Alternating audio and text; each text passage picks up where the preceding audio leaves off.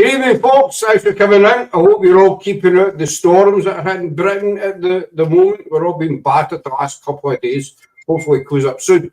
But anyway, tonight we are welcoming back, I was going to say old friends. She's not old. She's still young. We're going to... still a young chicken, as we say in Scotland. Patti Negri. We've had Patti on a few times, but we've no. It's been a while since you've been on. It has been a while. You've tried to get me on, and I've just been so on the road.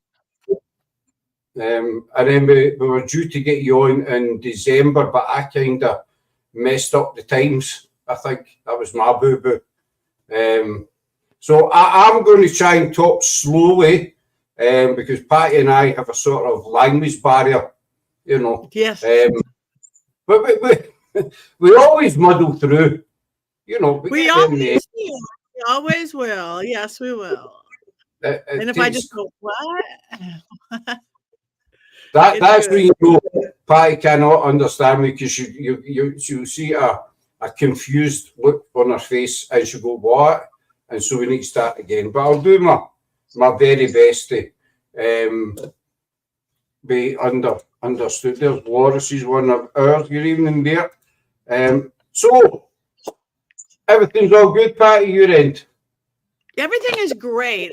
Just got back from Richmond, Virginia, and the Hanover Tavern Paracon, which was really fun. Kind of put on by Steve Dills at this beautiful old 1700s tavern, which is old for America. And it went really great. Investigations, and did a gallery with Rob Thompson, and that is good. So that was my first trip of 2024. It could not have gone better at the event. It could not have gone worse getting there and getting home between airplane stuff, but everything is good. I'm home for the month, February, because we have the Vampire Ball here in February in Los Angeles. And then I think I'm going to do a weekend in Vegas event. And then, I don't know, my calendar's filling up for the year. I'm excited. I'm going to write it all down or I'll not know where I am. You've got the Pacific Coast Paracon in June. Yep, Pacific Coast Paracon in June. I'm doing Spirits in the spring in wherever that is, Indiana or Wisconsin. I'm doing Old Globe in Arizona in a month or two. I've got Michigan Paracon I just booked. Pennhurst I just booked. So it's going to be a year on the road again. That'll be fun. And I'm doing a lot of TV stuff right now too. So just betwixt and between. So I'm going to ask you about that. I saw a wee clip earlier on. Hi guys, love watching Patti TV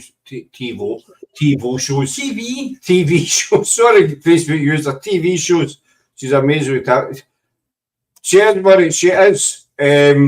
She's a woman of. She's many bows to her. I think that's the expression. I probably got that wrong. Probably got that expression wrong, but you know what I mean. She does many things. When do you find time for yourself? But you know, you get these Paracons, TV work, you know, all the rest of it. When do you actually get Patti time? You know, me time. About 2 a.m. till 6. No, it is, but I love it. I mean, I love what I do. If I didn't love what I do, most people could not do my schedule because, you know, I do have my whole very full private clients. I have my network Paraflix, so Natalie runs that, but I have the school. I teach at University Magica, so I've got like 12 full-time jobs. I just turned in a new book to Llewellyn. I have a new book coming out on haunted dolls and magical puppets. I don't know when it really stayed out because I just turned it in, so it'll be a while. But I love it. I probably could use. I always say I'll sleep when I'm dead, but no, I won't. No, you'll probably still get. See, I think that's what attracted me to you in the first way back. I think it's a couple of years ago in our first show with you. There's Nigel. Hi, Nigel, buddy. No, that didn't come up. Hi, Nigel. The first time I had you on and I started to research it, I sort of lost track because there's that many branches. You know, is there anything this woman doesn't do? You know, and so it's hard to sort of pin you down to one particular subject. Yeah. But I was watching one of your videos at the Cecil Hotel on it, and it was three guys that you're with, and you were saying that you were itchy, and there was it was an EVP, a voice that was caught saying, "I don't want to answer questions. No, I won't answer any questions." The Cecil is insane. I've probably spent more time there than anybody because I spent a few nights there with Zach Bagans and the Ghost Adventure guys because that was the big 2-hour launch when they moved to Discovery. And then I did a 4-part series with my YouTube guys with the TFIL overnight with Corey and Elton. 4-part with that. I recently did a CW show, Mysteries Unexplained or something, and I've bribed my way in on my own. Don't tell anybody. But that place is crazy. And yeah, I just posted one today on my social media of me talking backwards, and then to put on the transcription program, it translated me talking. That's insane. I thought I was talking. I thought I was chatting, and they just heard gibberish. I just heard gibberish. That's the 3 guys you're probably talking about. But my video guy, Jeff, he played it backwards, and the transcription, it was like intelligent, well, kind of silly, but real intelligent conversation. Because the voice, you know, a gentleman was saying, "I don't answer any questions," you know. See when something like that happens, because I know we did a show with you about the Cecil Hotel and the room where the lady jumped through the window. And you had quite a bad experience in there. How does it feel when these things happen? Well, it's kind of trance state, dream state for me, because I know that I'm going to allow myself to go into trance as soon as I get there. I don't need to be all left brain consciousness. I didn't know I was going to the Cecil Hotel until about 2 hours before. Zach had called me a couple weeks before and said, "We're going to be in LA and we need you for an investigation." Okay, great. Didn't hear from him. 2 weeks later, I heard from him, and he said, "Okay, can you get here in 2 hours?" And I'm like, "I'm a girl, 2 hours. I take a shower today. I'm down at my brother's house. Okay, I can do it." Didn't know where I was going. I get there, I saw that water tower thing, and I go, "Oh, that's Melissa Lamb, Girl in the Water Tower." But I didn't know anything else about it. I didn't know or remember Richard Ramirez and another serial killer and how many deaths and murders were there. But a rat didn't even want to let me in. It was crazy because usually they'll skitter away from you because it was down by Skidder. This one, I would go right and the rat would go right. I would go left and the rat. It was like blocking me. And place makes you so depressed. It makes you want to kill yourself. And I'm Miss Optimistic Patty. And by the time I got there, it's like, I just want to die. And then there is Zach and Aaron, and they've been adjusted to it. They've been there all day. And they're like, "Okay, Patty, there's 700 rooms. They're all open. They're all unlocked. You tell us where to go." And I'm like, and we get to the elevator, and I'm like, "Oh, that's that Alyssa Lamb elevator. Oh my God." Like, she played that Korean game. And I pushed a number, and I went right to a room. And that's the time. And I just walk in this room. I'm so upset. And I'm like, "I got to get out of here. I got to get out of here." Walking to the window and opening the window. And again, my trance state is kind of like a dream state. I'm kind of have this little, and Zach is yelling at me. He's going, "Patty, what are you doing? Close that window. Why are you opening that window? Stop it. Sit down." And in my dreamy trance, I'm like, "Why is he yelling at me?" Zach never yells at me. Sorry. Zach doesn't yell at me. Why is he yelling at me? And he keeps yelling. He goes, "Sit down." So I sat down. And there was an SLS with this spirit on top of my head. And I had no idea that I'd led them right to a room. Somebody had jumped out of the 700 room. Somebody had jumped out that window. And here I am going, I have to get out of here and opening the window that doesn't have a screen on it. No wonder he was yelling at me. And then right to another room. I led him right to another room where I could feel being attacked and being so scared, knowing not what to do with myself. And same thing, I'm in a trance state, and Zach's going, "What's happening? I'm being attacked. Where are you being attacked?" And the part of me still conscious Patty, that little bit of left brain, I'm like, "Oh, how do you say that body part on television?" And I don't know what I said, lady parts or female parts. I had led them right my second room that a woman had been raped and murdered. The lady who lived there who fed the birds every day. I feed birds every day too. I'm like, oh. So that was crazy. And then the next time with I mean, all sorts of stuff happened with Zach and the guys that didn't even make the episode. And then I went back soon after with the other guys and spoke backwards. That place is crazy. Crazy.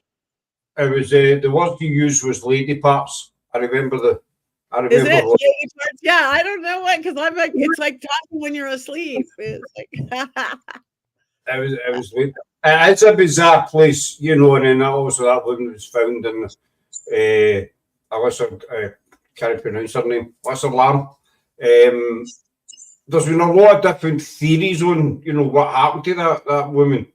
You know, one theory is that she had some kind of mental health issue and she'd forgotten her medication and she was getting paranoid and stuff like that. So, but it's quite a bizarre place. And as you say, you think all the deaths and everything that's happened in there, it must have this really kind of heavy set atmosphere, you know. Yeah. There's an egregore that's been created there.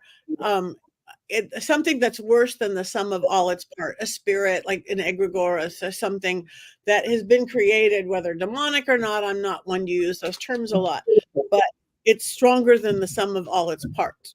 This evil has taken over in that building. It controls living people, which is sad because they're moving in homeless people right now. Great concept. Lots of homeless people in Los Angeles and 7 empty rooms. But it makes healthy, sane people want to kill themselves. It's really extra hard on people who might have mental problems or drug or alcohol addiction, which is everyone moving in.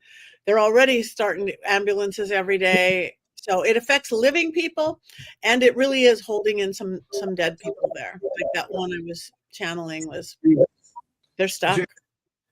A lot of people, you know, if you can a place influence you, how can a place have a bad atmosphere? We've experienced it ourselves, you know, in Edinburgh, in Canongate Kirk. It wasn't demonic or anything. It's usually, we don't use A words. It was just, I wouldn't even say it was negative, a negative energy. It was just we got this overwhelming feeling that we weren't wanted there, you know, and this was just walking in the gate. And as I say, it wasn't demonic or any of that stuff.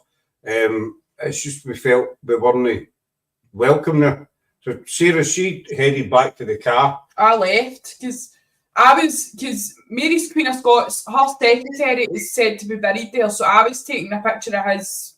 It's not a gravestone; it's like a plaque against a wall.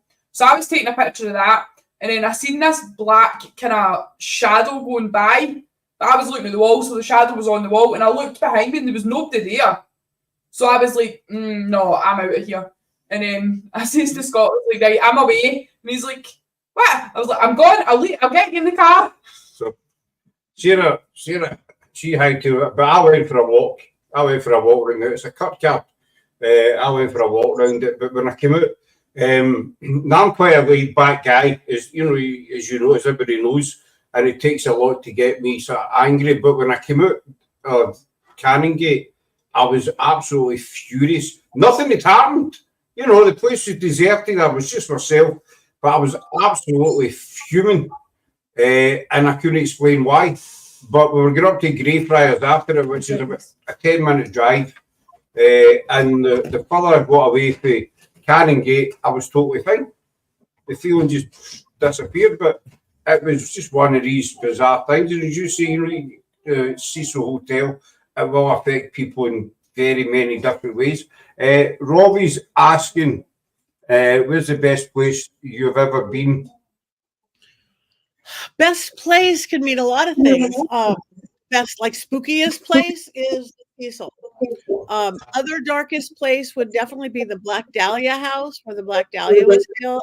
One of the most magical places was Chateau Frank in Paris, a castle from the 1200. And then a couple places in Ireland that I went to in castles. So I have favorite happy ghost, favorite scary ghost, favorite location. We could talk for an hour, but good question, Bobby. I still have lots of places on my bucket list I haven't been to that I want to get to. There's Kate. Kate was on the last time with yourself. Kate's in San Francisco. She was on the panel last time. Chicago. She's not in San Francisco. She's in Chicago. Why did I say San Francisco? I don't know. Sorry, Kate. Chicago. They're not even close. They're not even close. Well, I would love to get to Scotland. I haven't been to Scotland. I would love to get there. That's if a bit Scotch, you take it to Loudon Kirk, Greyfriars, and the Vaults. That's Loudon Kirk's a place we've been working at for about 2 years. Yeah. And it's Kate's saying always Chicago. Sorry, I don't know why I say San Francisco though. Sorry. And it's an old Kirkyard. I think it dates back to around about the 1100s. And when we first started investigating it, we always felt a male presence down the back of it, you know, and it was in this one certain area. There's a family burial plot in this area, and there was always this male going back and forward. And we had another couple of teams going as well. They picked up the exact same thing. But through our investigations there, we've managed to establish that it's actually a former farmer. It's a gentleman, James Dempster, and it's his family's burial plot that's there. And we got to a state, the girls would never go near the back of the Kirkyard. They just point blank refused to give it, which is fine, you know, it was their thing. But we got to this stage that they were no longer frightened. I didn't feel threatening anymore, as if the whole atmosphere shifted. You know, and as if the spirits were saying, you know, well, we know who these people are, so, you know, they can come in and we'll talk to them, sort of thing, you know. Have you ever felt that in a place that you've been in? You know, you've been several times and over, you know, the investigator, there's been a shift in the atmosphere. Yeah. I mean, just like our homes or anywhere we go, energy is different. Both the energy of the place from the land itself, the energy of the people or spirits in it, I see shift a lot. And kind of, I think, speaking to what I think we're saying, I love your accent. You know, how we show up to things. And I do think if spirits get to know you and you go in with respect, they will open up more and more and more. It's like, oh, I know this person. Yeah, they're and they'll open up more. I've been asked as well, sometimes, you know, during an investigation, and I've seen other teams do it, they'll say, you know, if you do this for me, then we'll leave. You know, so if we do it, I'd say, we'll say, if you light up that K2, then we'll leave. And if the K2 lights up, then we do leave. And people said, well, why do you leave if you're getting activity? And, you know, what your opinion on this, right? My way of thinking is, if you've told that spirit, we will leave if you do this, and then you stick to what you said, the next time you get back, yeah, there's a chance that spirit will say, well, you know, I remember this guy, he did as he said he would do, so it's a way of building trust, I reckon. What would you think on that one? I agree wholeheartedly. Yes. I mean, and yes, I mean, it's saying that, you know, it's rough if you're willing to say that at the beginning of an investigation when you just drove or flew somewhere, you got your whole team there and you go, I want to leave. So maybe I would say that so soon. But if I said that and they did that, I would do the same. Maybe save that for later in the evening, or just, you know, awesome if you're happy you're there. I really do like, the more respect we have for spirits, the more we just treat them. That's, you know, get more. I mean, over here, you know, I've got a question for Kate for you in a second. Over here, you know, there's a lot of teams out there that just want activity. You know, they just from start to finish. And to us, it's not like that. You know, I think even if you get a little bit of activity on each investigation, you need to be patient. Mm-hmm. And it could take 20 investigations before you even get one name. Yeah, and that's TV's fault. I mean, I love it, and it's not really a fault. There is, but because people don't realize they want it to be like on Ghost Hunters or Ghost Adventures or Ghost Brothers. That 44-minute television show took 4 days to film. It's just edited. You edited out the other 3.5 hours where nothing happened. But people think it's got to be boom, to boom, to boom. It was 4 days to get that 44 minutes. So I'll come to your question. Are you saying, Kate? Promise. Obviously, you've done a lot of TV work, over the years and what have you.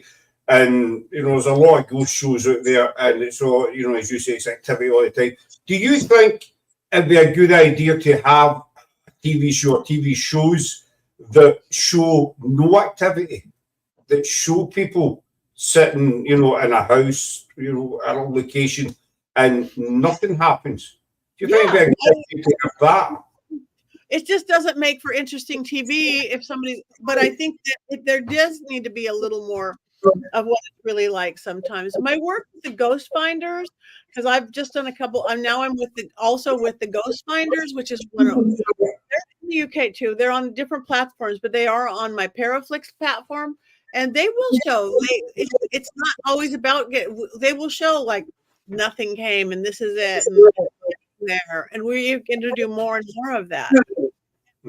I've watched a couple of shows, and that's what they get my respect when they turn around and say, right, we've been here for 6 hours and we've got nothing. Clearwater Beach in Florida. Hi there, buddy. They'll say, right, we've been here for 6 hours and we've got nothing, and we're wrapping it up, and they're honest. One side, people don't want to hear that. They want the action.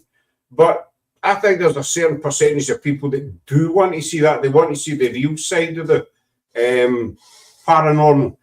Kate's asking your thoughts on extraterrestrials. Okay. I've not studied. I don't think that, as a rule, in my experience at least, extraterrestrials and ghosts go to the same party. I think they're on a different realm of existence, a different dimension. I grew up, maybe when I was a kid, some of the spirits I was in communication could have been extraterrestrials. I've never focused there. I've always been more in the spirit world or elemental world. But one of my mentors, de Lafayette, who's written like 100 books on extraterrestrials, he's an expert on Anunnaki, and he speaks ancient Sumerian and all these languages. He gave me some exact words to say, like Anunnaki and Sumerian, and a whole different breed of something came to my seances. I did one with a known actress, and we were in my backyard, and I had these words to say, and symbols and sigils, very geographic sigils and symbols. This other thing that wasn't a ghost and wasn't elemental came, and then I did one more. Assume 6 or 7 of us, all tested mediums, all gifted, all a part of the American Federation of Certified Psychics and Mediums, and we were around my dining room table. And we used these words again as sigils. This whole grid. We formed a grid with body movements and sounds, toning. And one person starts doing that ET channeling, and then this big thing put its arm like across my dining room table. It was wild. But so, I mean, I've never studied them. I don't know a lot about them. My little brain can only hold so much between all the religions I study and the philosophies I study and talking to spirit in my elemental world. I haven't yet made too much room for each, but they're out there. I definitely believe there is, there is life on on other planets. Have they visited us before? Who knows? I know you do get some channels and individuals that claim to be, aliens sent here for another world to save this world and all that sort of stuff. And they drop them, and the aliens have dropped one in London, and and they're here to save the Earth, kind of thing. But no, if you think all the planets, solar system, there's got to be somebody else somewhere. Will we ever see them? Who knows? I don't think they're ever going to have a kind of Independence Day. When you wake up, there's a big spaceship above your house, kind of thing. Imagine Well, I that. think we're getting closer to that. I think they're interdimensional as much as, ghosts, Bigfoot, whoever, whatever else is. I think, again, that's why, like, that just happened. I don't know much about it. In Florida last month, people were seeing this like 8-9 foot thing that were going in and out of, like, see-through and not. That's very Matrix like glitchy. 68 police cars or more. I mean, stuff is happening. Crazy stuff is happening. Mm. But I think we're getting closer to it. And I do think the government knows about stuff. My mentor that I was talking about, Max, he worked, I think, everything from Studio 54. I mean, Area 51. He was a disco king. Hi, everybody. And yes, I've done Joliet Prison. I see that there. I did it with Elton, and we were doing one of their tours. We did the prison. We did a meet and greet. We did it all-nighter. It was great. Yeah, it was so cute. They did like a 6-week tour, and I just joined them for a little bit of it in the Winnebago. So I flew in. They picked me up. We went and did mix and mingle and a stage show, a little on stage doing stage show. We did an all-night investigation till 6 a.m. Then we got in the Winnebago and slept. We went to the next place, wherever that was. It was fun, but that place is crazy. Yeah. Yeah, I would love to just travel around the States in an RV. I think that'd be just amazing. No timetable or anything like that. Just get, start from one side and just go wherever. I mean, my first stop would be Memphis. I've said all the time, I'd be straight to Memphis, Graceland or what have you. But I've got another question for you. I don't know your views on this. I'm seeing more and more on TikTok, right? These individuals, shall we say, that are claiming to be in contact with celebs that passed on recently, and I don't know what it's like in the States, with these people, but there's a lot on TikTok over here, and it seems to be kind of one after the other. The last recent one was Matthew Perry. He sadly passed away recently. Maybe a day or two after that passing, you've got some guy saying, "I've got Matthew Perry here," and they've done it with Elvis, Queen Elizabeth. The list is like that. All these passed on celebs that seem to flock to these people when they pass. What's your thoughts on this? Have you encountered any of this?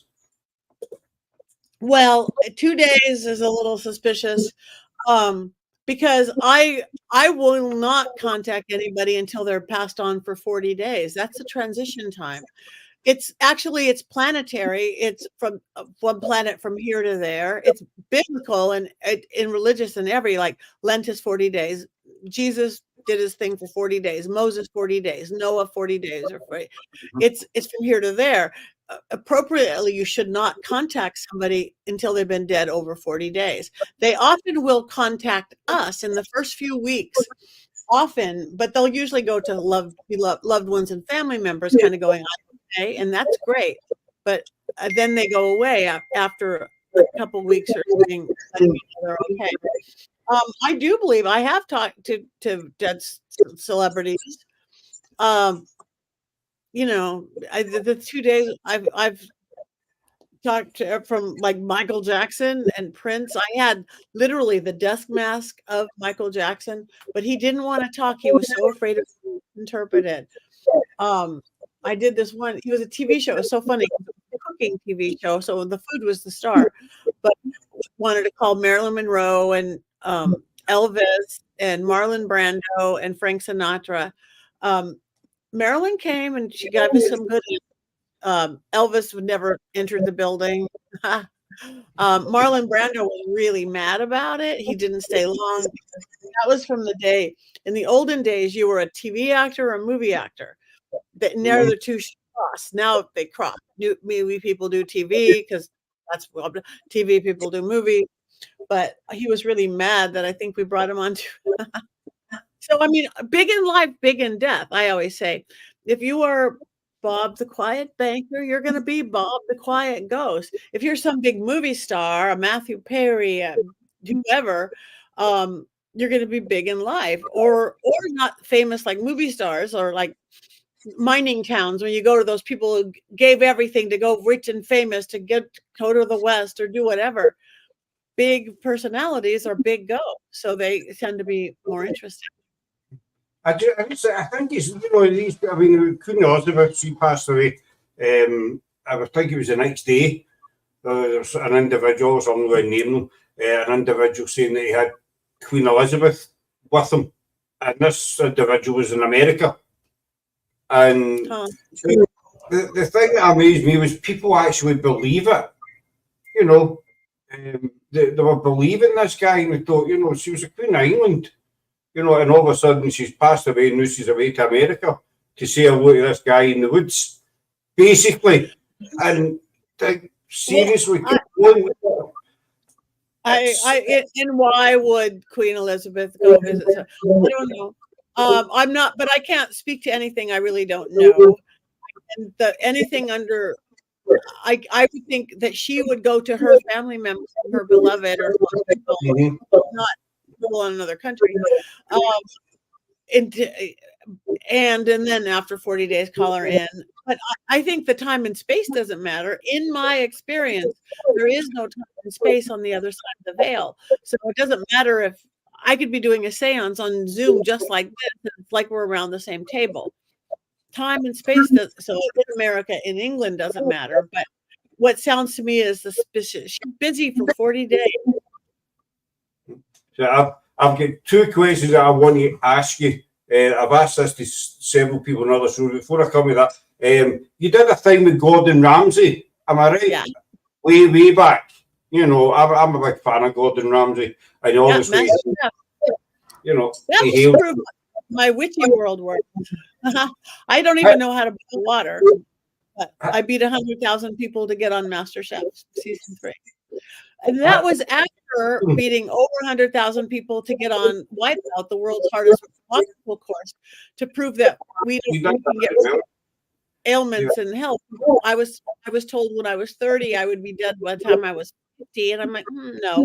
So I gave up getting sick at 30, and gave up getting sick at 30. And so at 50, instead of being dead or in a wheelchair as promised by the medical community, I'm going to try out the world's hardest obstacle course. So I did hardest, most painful, scary, most empowering thing I ever did. And I want to prove that intention, magic, belief in yourself does work. So I'm like, what do I not do? Well, I don't cook. So I'm going to get on MasterChef and cook for Gordon Ramsay.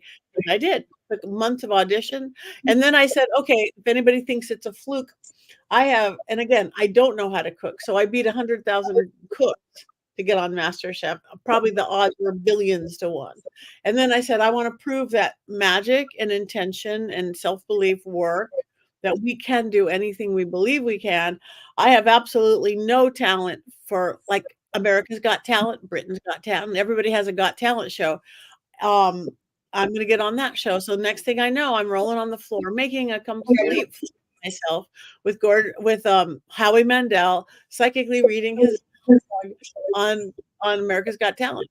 And all of those, the odds were like winning the lottery odds that I could get on any of those shows. And I got on all of them. But magic work. It must be a lot of fun. How was Gordon to work with, sweetheart. I mean, I'm sure, he's got his tough side, and he plays that because it's TV, but he's afraid of ghosts. Oh, is it? He is. He's afraid of ghosts. Again, you guys just saw a little clip, but we have been sequestered for weeks before we're even filming. You don't have a key to your room because they're afraid you're going to talk to the press. They take away your cell phones. They take away your computer. We have no access to the outside world on any of these competition shows. So there's stress and stuff going up. But so we're in interviews after interviews. Things. He's afraid of ghosts. Little sweat beads dripping down his. We're in the MasterChef kitchen, and he's like, "Is this haunted?" I'm like, "Yeah." Because it is the beautiful kitchen you see, but it's really in an old warehouse and with a big history. He's cute. So he's a big scaredy. The two things I was going to ask was one where you were talking about, there's no time and whatever. I've asked a few people this, and I've always wondered it myself. I'm going to use, Loudon Kirk as an example. You know, say you go and investigate this location on a Saturday, you know, a Saturday night, and then you leave and you go back the following Saturday night. Do you think to the spirits that are there that, you know, when you've left, obviously it tells it's a week, you know, there's a week's gap between being there. Do you think to the spirits it's a case of they see us going out the gate, but then they see us walking straight back in? Yeah. Again, it's hard for our little human brains to kind of comprehend not having time and space because it's what we judge everything on. That's how we live our lives, by time and space. But think about it. If it didn't exist, it's we're here and we're here and we're here. That's why when you do stuff like, well, like mediumship, like seances or galleries or paranormal investigations, same thing. It gives them a sense of real time because we ask questions, they answer. We have equipment, they answer. So to me, what's win-win about it is we get interesting information, we get the elation. What they get is like, whoa, I get to be kind of like alive in space for a few. Mm-hmm. And a question we ask quite a lot is, can you tell us who's on the throne? You know, and I think who's on the throne, you know, in the UK, you tell us who the kind of queen is. And I think if we ever I don't think we've ever had a reply to it yet, but our way of thinking is if we ask a question like that and it comes back, you know, it's a spirit saying Queen Victoria, then we know we've got a spirit, somebody there from the, you know, Queen Victoria era sort of thing. Does that make sense? I don't understand the question. So when we investigate, somebody's on the throne. What? On the throne, the monarch. I'll tell you say it. No, because I'm confused, but you mean they? Well, yeah, it's maybe not all language. We're confused. We'll get it. You know, see how when you're investigating, sometimes you're curious. You know, if you pick up a gentleman, you know, and you're curious as to what period of time this gentleman's from, okay, right? So one question that we use is, can you tell us who is on the throne? You know, who is the king or queen? And say the answer comes back, you know, Queen Victoria, then we know we've got a spirit from, you know, Queen Victoria's era. So it gives you that's a good technique. Yes, I do that too. You ask them who's queen, who's president. You can ask them, or ask them what year is it, or if they're a soldier, what war. Yeah, definitely. We always get there in the end, don't we? It might, you know, we might take the long way around to go a straight road, but we get there in the end. The other thing, you overly complicate everything. You think? I live with you and I don't understand what you mean. So how is Patti supposed to understand? My apologies for that, Patti. You know, I'll try and make it simpler so Sarah can understand. The other thing I was going to ask you is, we've done a lot, no doubt you have as well, of abandoned buildings, you know, and you go in, and we've been fortunate enough to quite a bit of activity at certain locations. But do you think that we're visiting them or they're visiting us? Say us what? Say it again. I've done it again. But we've done a lot of abandoned buildings, you know. Yeah, me too. And we've been lucky to get activity and pick up EVPs. Mm-hmm. And I've always wondered, well, you know, the spirits that are there, are they seeing us in our time? And are they seeing, you know, they seeing us in our time and this building that's went to wreck and ruin? Or are they seeing us in the building as it was and as if we're visiting them? I don't know, and I think it might be ever different.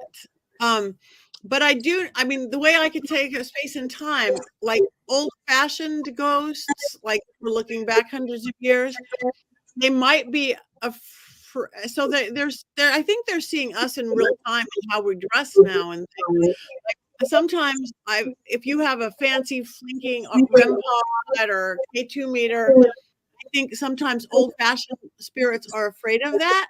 But if you have something that's been dressed up, like I have a spirit box dress up like an old-fashioned crystal ball, they're not afraid of that.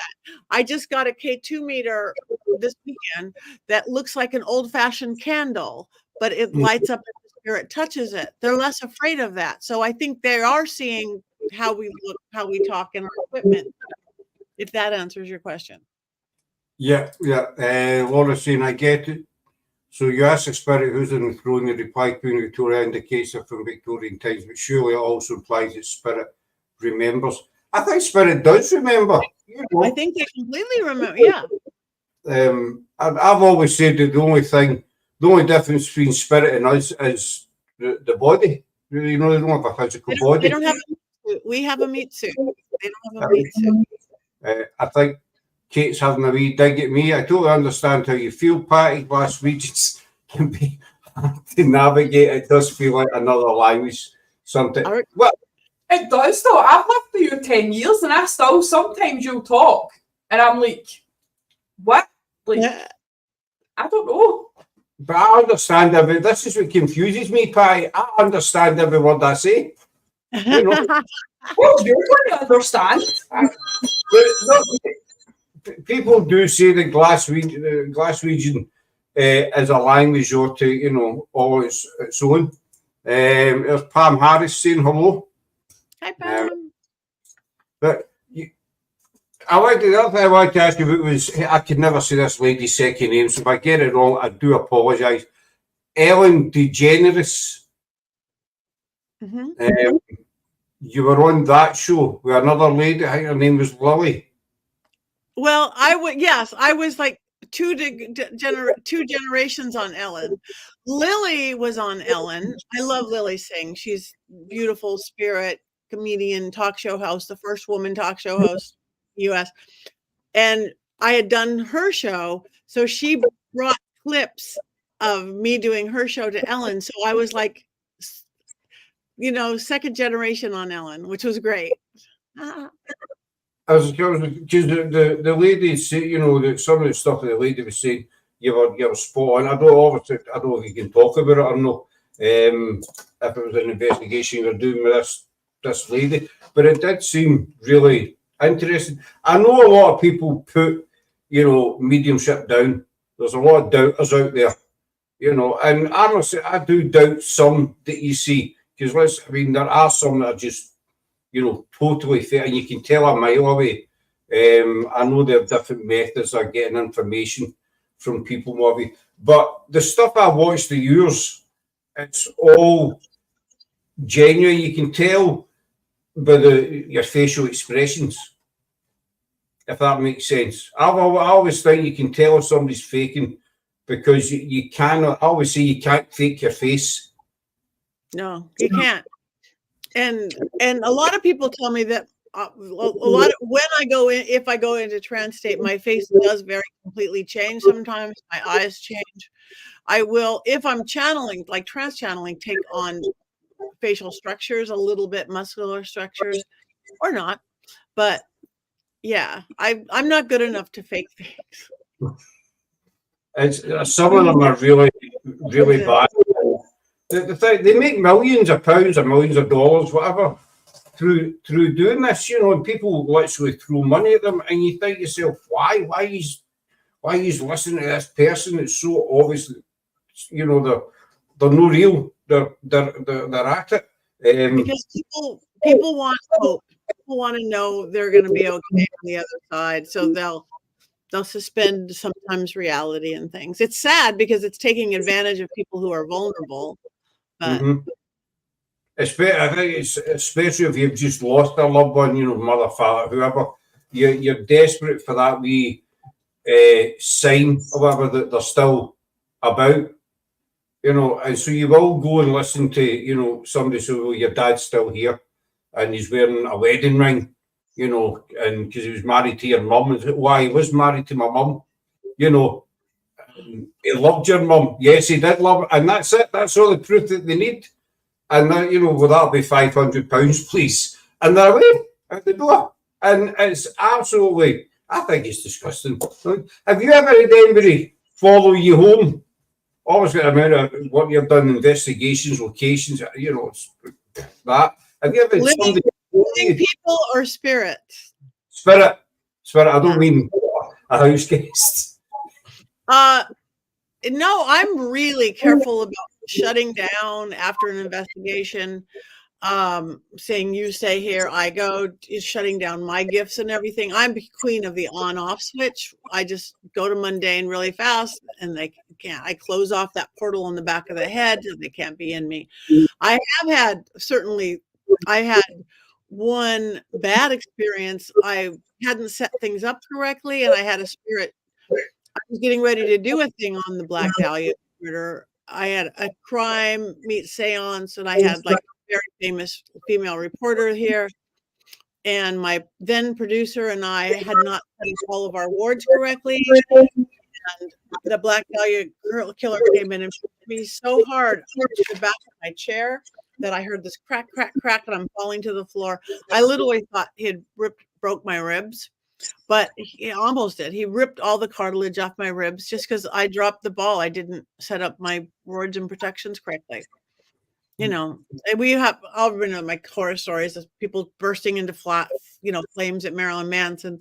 Somebody got disrespectful. So if you stay respectful and you follow 1, 2, 3, 4, you're fine. I remember Cody had a bad period where something followed him. He was really stressed about it. Yeah, I've worked with Corey a lot, and he's doing really well. I don't know if you even saw their episode. Him and his girlfriend came over to my house to see what was going on. I've worked with them, cleared with them. Corey is so gifted in himself. But yeah, things will follow you home. You have to be really conscious. We don't use protection prayers or anything like that. You know, some people might say we're wrong. I don't know, but to be fair, I think we should. At the end of investigations, I'll kind of mentally say, thanks, basically, thanks very much. See you next time. Because I think you see a lot of these TV shows and the investigators, no disrespect to them, but they're using all these big fancy scientific words and stuff. I think that you're better just being basic, which is just talk to them, and if you just say, well, thanks very much for talking to us, we'll see you next time, we're away. I think that's all it takes. Maybe I'm wrong. What do you think? I think my whole life I did it with nothing, not even my trusty dowsing rod. We are the very best ghost equipment, whether you call yourself a medium or intuitive. We are the best ghost hunting or ghost communication tool out there. We are. So equipment is fun. I like equipment because it proves what you're seeing. Like I might be around a table and I see a spirit. I say this all, a spirit doing jumping jacks, and I'm watching a spirit do this. You believe me or you don't believe me, whatever. Now some person in another room who doesn't hear or see me, and they have an SLS camera and they have a green spirit doing jumping jacks. So it's confirmation for me more than anything else. Yes, that's exactly what I'm seeing. We're not comparing notes, So that's why I like equipment, but you don't need it. No, I think, I've had a couple of things that have happened to me. And people say, well, how do you know it's paranormal? So, well, we never state it's paranormal. We'll state we can't explain it, basically. I did a cup card one night myself, and I felt 2 distinct tugs on my left sleeve. And there was nobody about. I was just myself, and there was 2 kind of, like 1, 2. Well, somebody tugged that sleeve, something made that happen. And you try to say to people, it doesn't need to be like a headstone flying through the air or something. It can be the smallest, minutest thing. And it's happened for a reason. Somebody, it always gets me when people say there's something in that corner. To me, there's no something, there's someone, because there's still a person. Mm-hmm. I know some people might call me thing, he's something, whatever, but, you don't need to agree with me, dear. I think, if you say there's someone in that corner, you have more chance of getting some kind of reply back. And as you say, the equipment is good for, I'm not tech-minded, I'm tech-fit when it comes to seriously tech person. Whereas I can work at K2 meter and a cat ball. and that's where my knowledge ends. But as you say, I don't think you need all that. You know, that's handy. But I think we are the best kind of tool because you know what you hear, smell, feel, you know, even sense. And you try to explain it to people. And I think it's hard to explain it to people. Well, over here it is, you know, and I'll say people will go and do it yourself. You go and just have a walk around an old graveyard, whatever, and see if anything happens or see if you feel something. Yeah. And that's why I teach that in school. Mediumship development, not to be be a medium, claim it, hang a shingle on your door, but so you can learn your spirit language. Mm-hmm. And I think spirit will reply more. I mean, we watched a guy a couple of years ago now, it was in Greyfriars Kirkyard, and he must have spent about an hour setting up. And he looked like he was going to war with Iraq, this guy, the amount of gear that this guy had. And he must have took about an hour to set it up, you know, and he got absolutely mind it. Mm-hmm. He went into one of the open tombs, and it was like a Blackpool laser show. You know, every gadget there, and he'd set it all up, and he got absolutely nothing. You know, and I thought, well, maybe there's two reasons for that. Maybe one, you know, the spirits were scared of whatever it was he brought, or maybe the second reason maybe it was more basic, that the spirits just get fed up waiting and went elsewhere. Yeah. Do you think too much tech can put them off? Yes, like I said, or if it looks too spooky, if it's old-fashioned spirits, or it could put them off because it's like, it's like a doctor coming at me or something. Yes. Well, if you think about it, if you're trying to talk to a person in the physical world, right, and they just keep ignoring you for like an hour or whatever, you're eventually just going to say, right, I'm off, and walk away. Mm-hmm. That's what I think. You know, maybe they just get fed up. And over here as well, you know, I think if you get a spirit from maybe the 16th century, they're going to look at whatever equipment you've got. They could be looking at that as some kind of witchcraft, you know, in their mind, because witchcraft was a big thing during that period over here. And so always people just use that. We use ping pong balls, you know, and it's like 30, 35 pence, whatever, cheap, basic. I think, well, if I'm standing with a big camera in one hand and a ping pong ball in the other, I think the spirit's going to go for the ping pong ball rather than this contraption that I'm right. holding. Yeah, that's what I said. There's a lot, and every spirit's going to be different, just like every human is different. Some humans will be, ooh, what is that tiny thing? And someone's like, ugh. Everybody's different. They're going to run for the hill. But I know you're a busy lady, Patty. I know I'm always conscious of the time when you're on. I don't know why though. I don't like to keep you too long. Do you know what I mean? She's so busy. I know. No, you're at a bit. So what's next up for you? I know June you've got all sorts of things. A few things I can't talk about as always. TV stuff and possibility stuff, but I've got a really good schedule of traveling around in the States. Like I said, the Vampire Ball in February, I'm doing a thing in Vegas, I'm doing a thing in Arizona, I'm doing Spirits in the spring, doing Michigan Paracon, I'm doing Pennhurst. As far as on your side of the thing, in May, I'm so excited. We're doing a Romania tour. Father Sebastian and myself, we're doing a witch and vampire tour of Romania. And we're going to be doing beautiful positive magic. And that starts May 1st. If anybody wants to come, it's going to be like a really once in a lifetime thing. Next year, I'm going back to Ireland with May. I'm really excited doing a whole magic Beltane experience in 2025. So 2024 is going to be busy. I'm working with Ghost Finders now. We're doing great things. I've got, I don't know, just like me, follow me, go to my website, social media, because I can't keep up with myself. I'm somewhere. I wake up going, where am I? That's why I do Patti every week on my Witching Hour podcast. I always type my little Willow report. Where's Patti? So I actually have to look at my calendar figure out where the heck I am.